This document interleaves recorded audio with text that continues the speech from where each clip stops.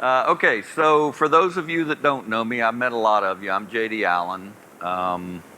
We came over and helped y'all develop your original public transportation agency safety plans back whenever 673 was first promulgated. Today's presentation is going to be kind of sort of about what the PTASP is all about, touching on the performance measures and so on and so forth, because FTA has just recently published some additional guidance that we didn't get a chance to comment on, and I'll comment on that now that I know that there's no one in the room that's from the feds. We're going to go over PTASP rules, what the requirements are, what SMS is, what the new requirements are, and then I'll give you some key points. There are some things that we're going to have to talk about that's new. So the good news, one of the safest ways to travel in the U.S., right? That's us. We transport a lot of people, and quite frankly, you are 40 to 70 times less likely to get killed. You should put that on your brochure, right?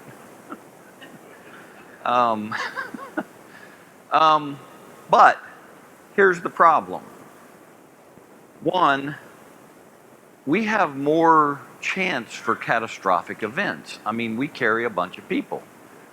Some of us carry fewer, but a bunch of us carry a lot of people. So if something does happen, it's a little more catastrophic. The other thing is, and this is the important part, and they've been delving into these numbers, if you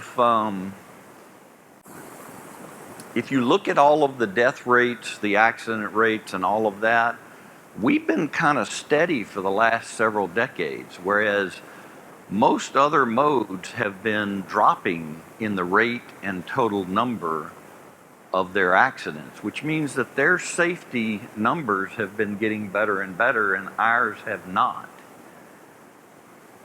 So the other thing that they found whenever they delved into it was that those declines, 80% of in other industries, the 80% of the accidents and incidents were attributable to human error, and quite frankly, most of that was attributable to organizational weaknesses. So what are we doing on training? What are we doing on writing down what we're doing? What are we doing on tracking our numbers? And I know we all report to the NTD, but quite frankly, what they're finding is that we're not all reporting to the NTD the same, because it's up to interpretation, and they're publishing new rules about all of that. So why do it? Because we have to. During MAP 21 and the FAST Act, Congress mandated that, you notice the Public Transportation Agency Safety Plan. So that's the national.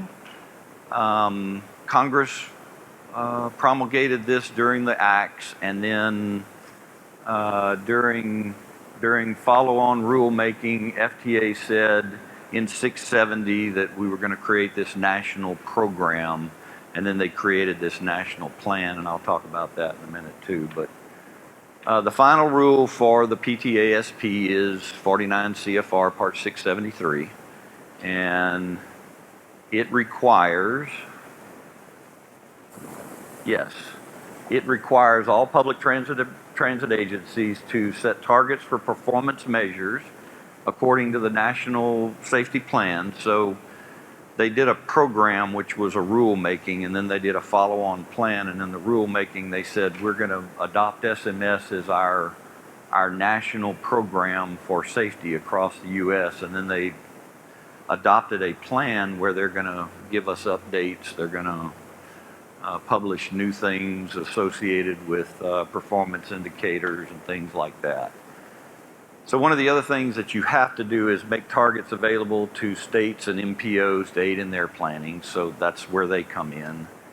And then you have to coordinate with the MPO and the DOT on what they're doing about their safety topics. So when Brian Fair came and talked to y'all last October, about all of the safety performance targets that MPOs and the states have to do. That was what that was all about. It was tying the whole package together. So, requirements for the states and MPOs. They are not required to set your targets. They are required to be knowledgeable about your targets, which means that you have to tell them what you're doing and how you're doing it, right? They have to reflect those targets in their plans because, you know, the state DOT has a statewide transportation plan. Each of the MPOs in your urbanized areas have what's called an MTP, the Metropolitan Transportation Plan, and they have to put all of that in, all of your targets in their documents, and they have to reflect priorities. So when they start to do funding, they have to put it in their TIP, their Transportation Improvement Program, and make sure that those priorities are shown in how they're spending their money. So who's affected? So how many in here are 5307 providers? Okay, I've got news for some of you. Some of you already know the wonderful news. All 5307 providers are required to have a public transportation agency safety plan right now. All rail, FTA rail agencies, so you know the streetcar in New Orleans, the one up in Arkansas, the incline up in Chattanooga, the agencies like that have a rail, even if they're not a large urban, they still have to have one.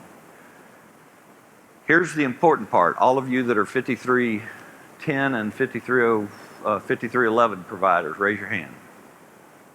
Now take that hand and wipe it across your forehead and go, whew.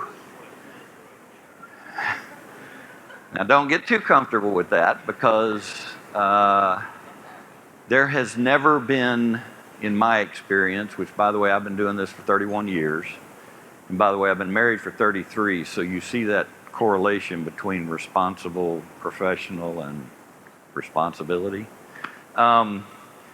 See, that was a good dad joke. So y'all are specifically deferred right now, okay? But there has never been a rule that FTA has come up with that they have not later beat us about the head and shoulders with, right? And for instance, when they first came out with this rule, they said, we are not going to hold you to any performance targets. We want you to set targets, but we're not actually going to make you, we're not going to hold you to the targets that you set whenever you do your calculations. Well, now the new rulemaking, the new law, the Bill Act, the IIJA, they're holding us accountable to them. So just expect, if you're a 5311, I don't think the 5310s will be drug in, but I do believe that the 5311s will be drug into this thing sometime in the next 2 to 5 years. That's the indication that I get. So, rail transit agencies and large bus operators must develop and implement their own safety plans. So interestingly enough, in the first rule, they said, okay, if you're a large bus operator, and what they mean by large bus operator is, you notice that bullet down there that say operate 100 or fewer. So if you're a large bus operator, they consider you, if you operate 100 or more, 101 or more, in peak revenue service. That's not just owned vehicles, but are actually in operation during peak revenue service. You're a large operator. Well, they've changed that definition for some of the things that they're doing now. So I'll go over that in a minute. But anyway, you had to develop your own plan. Well, there's nobody that fit that definition in Alabama. So we were able to help all of the 5307s develop their ASPs, their agency safety plans. And you notice it says the states must help them do the first iteration, and then it's up to you. You've got to update it yourself and take care of it and implement it and so on and so forth. So what are the general requirements? Approved by the accountable executive, safety committee, and board of directors. You notice it's an and, not an or. You have to run it by everybody. Annual review and update. This has become part of your certs and assurances. If you're a 5307, it's become one more of the emphasis areas, and every time you submit your certs and assurances, you must check mark that yes, I've actually updated this, which yes, it means I got a couple of questions from some people throughout the state about this. Yes, you need to run it through your committees, your city council, whoever it is, each and every year. And if you're not showing progress and you're not showing updates, I think you're in trouble. So make sure you're doing that. Compliance with the public transportation safety program. Remember, there's a program and a plan. The program is the rule. The plan is where they publish new stuff for you to pay attention to. So pay attention to both. And then assignment of a chief safety officer. It doesn't have to be their only job, but in a really large agency, it does have to be their only job. So for instance, you have how many hats now? 12, 14? Okay, so what are the specific requirements and elements? SMS, Safety Management Systems, and by the way, this has been around for an awfully long time. They've been doing this in the aviation industry, in the marine industry, in the nuclear power industry for a long time. An ESRP, and I'll explain all of these in just a minute. The safety performance targets, we'll talk about that. Risk reduction strategies, they've strengthened that. That's one of the things that came out in this last bill.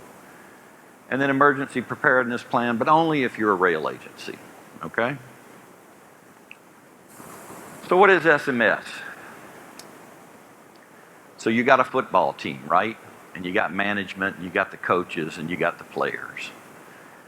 Management performs certain things, the coaches perform certain things, and the players are the ones out on the field, but quite frankly, they don't win the game unless everybody's done their job all the way up. Same thing. It's a collaborative process, but it's also very systematic. It makes us start to write down the things that we do, which we talked about it earlier. If it's not written down, according to FTA, it really didn't happen. So this is an attempt for us to start in our industry. We know we run a safe industry. We know we take people where they're going to go and we're getting them there safely. But are we really looking at our trends? Are we really looking at how we're doing it and why and when and documenting it so that we can see whether things are working the way we wanted them to? So that's what SMS is all about. And it's a way for us to prioritize funding because quite frankly, see, I got too close to that speaker. So what are the elements of SMS? Safety management policy, risk management, safety assurance, and safety promotion. Each of those play a role. The first one is accountability and commitment. It means that the management is saying we are committed to this. And here's specifically who is going to be involved in it and why they're accountable. Safety risk management, same thing. I mean, we're finding out what's out there. We're identifying the problems throughout our agency. And by the way, it's as big as we're replacing all of our vehicles. What does that mean? You know, that was one of the things in these guys' presentation yesterday. If you're going to go to some kind of electric vehicles, you got to run it through a whole SRM, a safety risk management process, and make sure that the configuration management within your agency is accounting for everything. Because as they talked about, there's a lot of logistics involved. You've got to train operators, mechanics, the traveling public. You know, you've got infrastructure. Well, what kind of risk is that going to introduce into your agency? So safety assurance is just us going back and saying, did what we do make a difference? And by the way, it's all the way from the safety risk management, all the way from the big stuff to, I've got a carpet that keeps flipping up in front of my door. Is it a tripping hazard? I mean, it's all the way from the big stuff to the little stuff. They just want you to figure these things out, write them down, and make sure that you're accounting for them. So measuring, monitoring, and evaluating, are we going back and looking at what we implemented to mitigate? And is it working the way we thought it would, or should we readjust? So it's kind of a continuous cycle. And then promotion, it's all about communication and training. Are we communicating to our operators? Are we communicating to our mechanics? Are we communicating to our traveling public? Are we communicating to our board? And then training, they want us to train everybody on everything. So, SMS process. The routine, systematic, and dynamic, all I'm going to say about that is routine is where we make safety and how we do safety in our organization part of our rote learning. This is what we do every day. We write down, and I use baseline assessment as a way of talking about it, because if you do a baseline assessment of everything within your organization that's a risk, and by the way, that includes your job notices, because if you do a job hazard analysis, it gives you all the information you need about your job notices. You know how on some of your job notices you'll say needs to be physically able to lift X, Y, and Z, must wear a back brace. That's a risk. That's a mitigation. So it's simple stuff. It's things you think about, you do without thinking about. But the routine, systematic, and dynamic is once you document everything about your agency, how it operates, what the risks are, then you're just managing by exception. I mean, really, it's part of your everyday activities. You're documenting it now. When the exception comes out, then you go into your processes and you figure out what has to happen. So if you do it right, it's systematic, it's routine, it's dynamic. Okay? Okay, so employee safety reporting program, I said I was going to say something about that. That's essentially us creating a way for employees to report safety issues to make sure that we're getting the feedback we need. Because how many of you have ever had something happen at your agency and you were surprised by it, and one of your drivers said, or your mechanic said, well, we knew that was going to happen, right?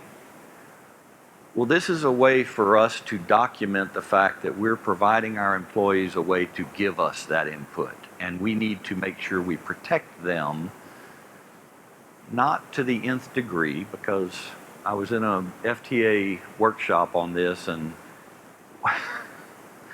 they were talking about, what do you give them latitude on? What do you tell them? And one woman stood up and said, well, we encourage people to tell us whenever they do a rule violation, like running a red light. And then we give them a certificate for having told us that they did that. And I was sitting in the back thinking, what? And I raised my hand. I said, what do you do the second time? She said, oh, we fire them. Like, wait a minute. Something's wrong here. So it's being reasonable, but it's writing down what you are going to allow them to tell you without any retribution so that you have it in writing. That's all it really is. And then giving them a way to report things. Okay, safety information. So this is that part, hazards in the operating environment, policies and procedures that aren't working as intended. They will tell you, I knew that was never going to work. They will tell you, I knew that was going to happen. Well, get them to tell you that ahead of time. Get them involved in the process. Let them tell you, and here's the other thing, and I find this with my children, and I say children. By the way, Ed said he had reasonably young children. They're like, what, 60 and 70 years old, Ed? No. But mine are 25 and 30. They're boys, so they're fairly stupid to begin with. But I find that when I ask them about certain things, they tell me what their interpretation of something was from their childhood. And I'm always astounded at how far off the mark they are. Same thing with your employees. They don't have all the information you have. They don't know everything that you're taking into consideration with regard to risk for your agency. So get them involved, but then explain why it can't be that way. Explain the other pieces that you have to deal with that they can't. So that's what this is all about. Measuring safety. So you'll notice that the 4 measures are essentially fatalities, injuries, safety events, system reliability. Who all reports directly to NTD in here? Yeah. Okay, so all of you that didn't raise your hand, you're actually doing it. You're just ashamed of it, right? Okay. So those are the 4 measures. Here's what we are finding as we go further into this process. NTD doesn't know what they're talking about. They've not done enough training. They think they know what the definition is, but they don't understand because they haven't actually been in the field and done what you do for a living. So they're trying to evolve their processes to really understand what we say whenever we're talking about an accident or an injury or a death. And by the way, there was we went round and round with FTA about this one. We had a woman on the tracks in New Orleans. She was waiting at a stop for one of the streetcars, had a heart attack, fell over onto the track. The streetcar stopped and it was like this far from her whenever it stopped. And FTA kept saying, well, that's a death. No, it's not. We didn't cause that. So there's these leaps in interpretation. So my advice to you is always define how you're going to collect your data and then train people on who's going to be doing the reporting, because when you go from, and we found this whenever we did the PTASPs, everybody said, you know, you can use 3 to 5 years. Well, I don't like my reporter from 2 years ago, and I don't like all of the reporting they did. I don't have any faith and confidence in it, so they only use 2 years.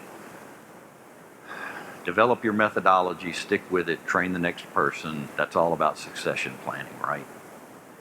So, fatalities, injuries, safety events, and safety events, by the way, is one of those things that you will get the most interpretation about. Okay, so performance measures. You'll notice here at the bottom left, it says 4 measures, 7 targets. If you look up at the top, you'll see total number and rate.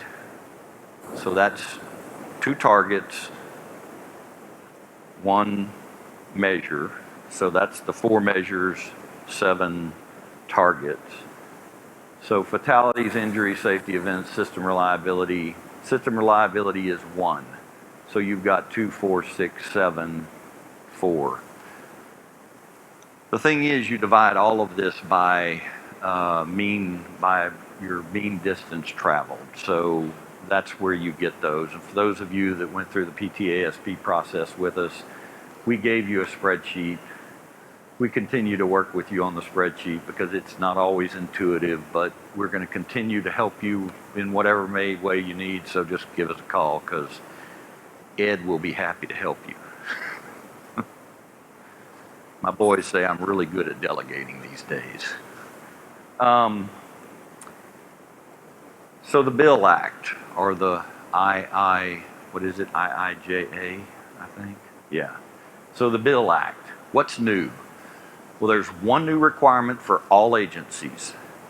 There are 1 new requirement for agencies serving small urbanized areas, UZAs. There's 3 new for large ones, and then there's 2 key deadlines. So you remember at the beginning of the presentation I said there was this definitional thing about if you had less than 100 vehicles in revenue service, you know, the state had to do your PTASP the first time, blah, blah, blah. Well, they've now put new requirements, but they've given a different definition of those requirements and how they apply.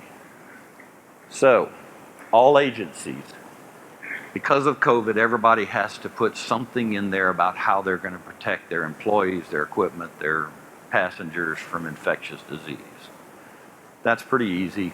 You've got the CDC guidance. You've all been doing it for a while, so just incorporate it into your plan. 2, agencies serving small UZAs. So all of you that are less than 5307s only, all of you that are less than 200,000 in population, not in your town, but in your urbanized area, raise your hand.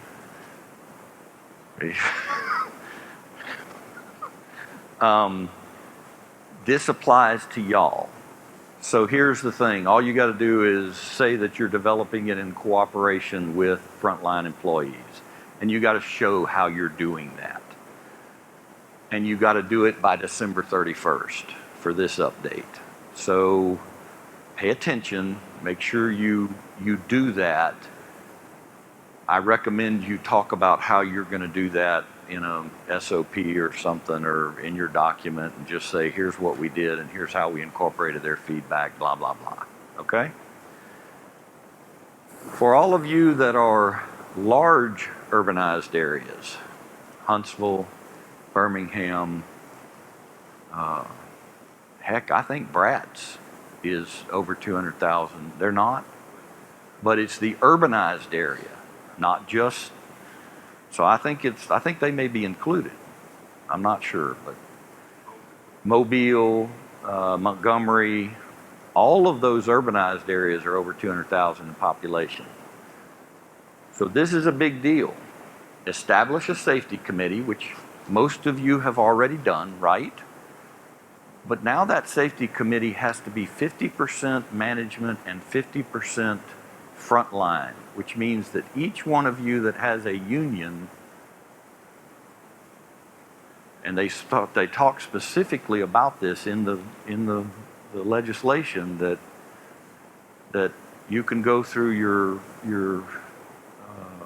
regular negotiated, union contracts, but you have to come up with a 50-50 ratio of frontline employees, which in my mind is FTA giving us, or the Congress giving us new guidance without giving us the opportunity to comment on it, because this is just a done deal. This is not going to be part of an NPRM, a notice of proposed rulemaking. It's not a proposed change. It's a done deal.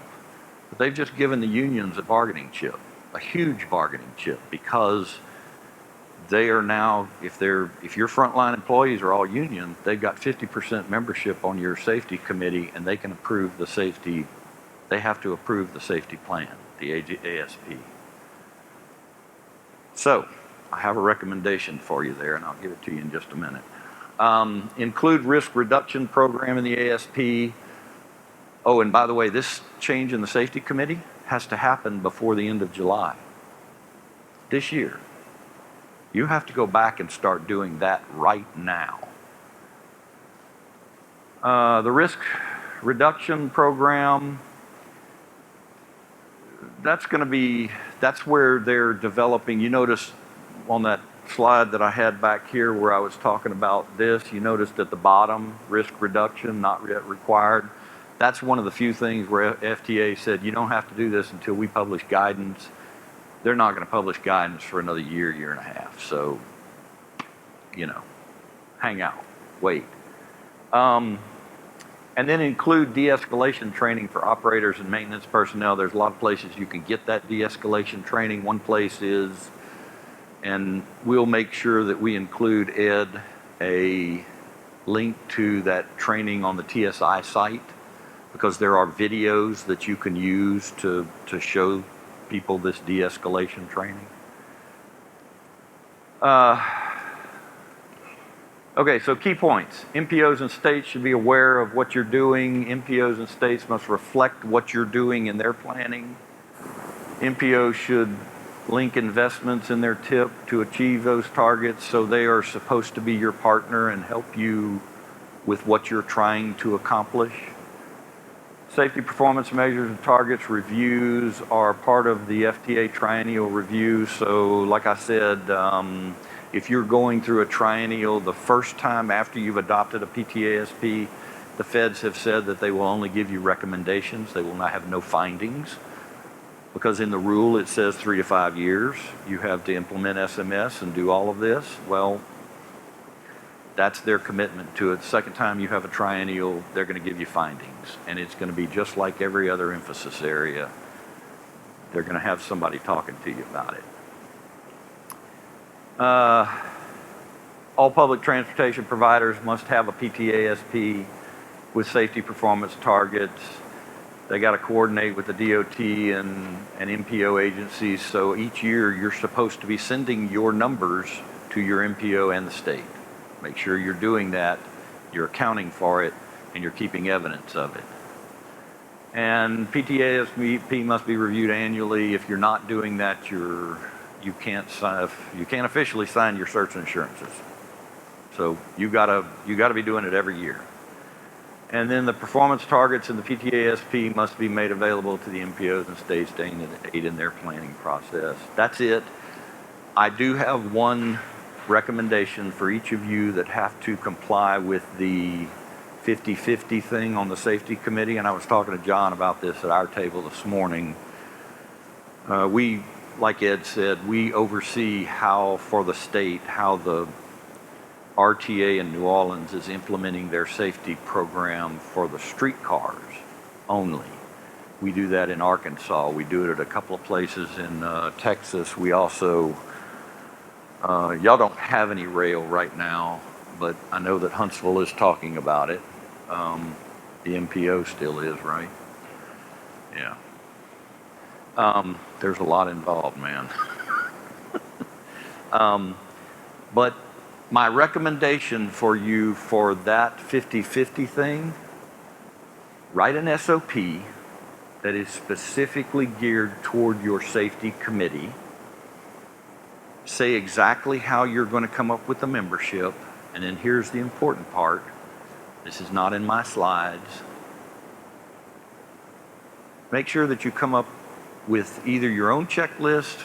I recommend use the FTA's checklist for how you decide if a PTASP is compliant, and then say that that's the only thing that is contingent on the safety committee adopting your PTASP, because it's a yes/no checklist. Does it have a policy? Yes. Does it have the accountable executive and a chief safety officer identified? Yes. Does it have a risk management process? Yes.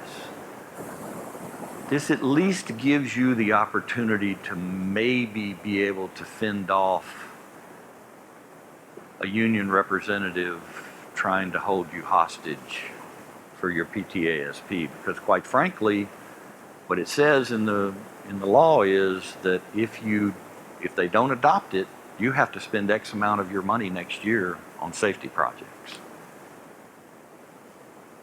So that's it. That's my contact information. Yeah. There are no comments. They are not allowing comments. They've just adopted it. So the adoption by the committee is based on whether all the yes no questions are answered. Okay.